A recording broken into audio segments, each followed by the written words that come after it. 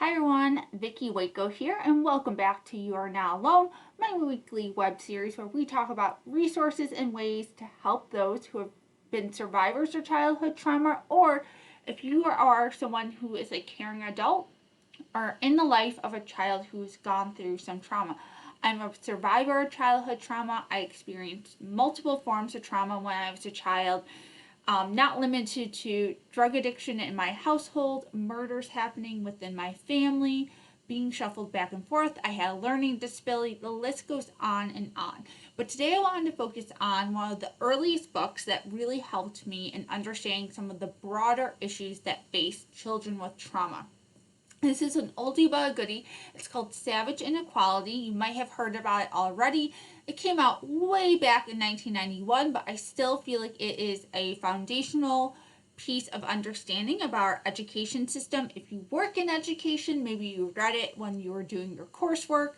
I, of course, have my copy in my office right now, so I'm going to throw a photo up here in the video so you can see what the book looks like. I have an older copy that's really gross and dog-eared, so this is a new, shiny copy of this book because it's still in print to this day. Why do I love this book so much? I think because so often, and I believe this, and I believe many other people know this, that education can be such a gateway out of really bad situations for children.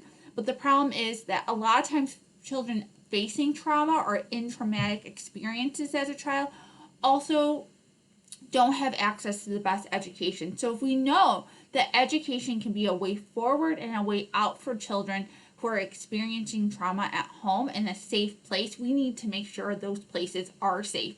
And this book really dives into some of the underlying issues of why so many school districts aren't safe for children.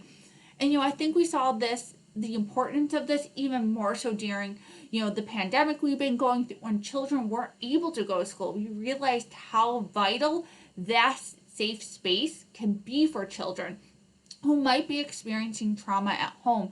It could be where they find their mentors, those people to look up to. I know for me, it was a place that I found people who really believed in me and helped me push through to get to college. So I just believe education is so important, and I think if you're interested in some of the underlying problems that are causing children who go through trauma to repeat the cycle, I think this book is a great foundational piece for you. If you live in a community, I just think all around you have to read it. So I know it had a huge impact on me in understanding how grateful and privileged I was to have a good school district that really, really helped me when I needed it.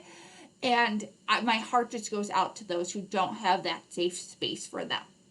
So today's resource, I highly recommend ordering, getting an audiobook, whatever way you like to get your educational pieces in. Savage Inequality, again, it came out in 1991, but I think still it's a foundational piece in understanding some of those broader issues facing children who go through trauma. So make sure that you come back next week for my next resource I'm going to be sharing with you. Thanks so much for joining me today, and I'll see you all back next time. Bye.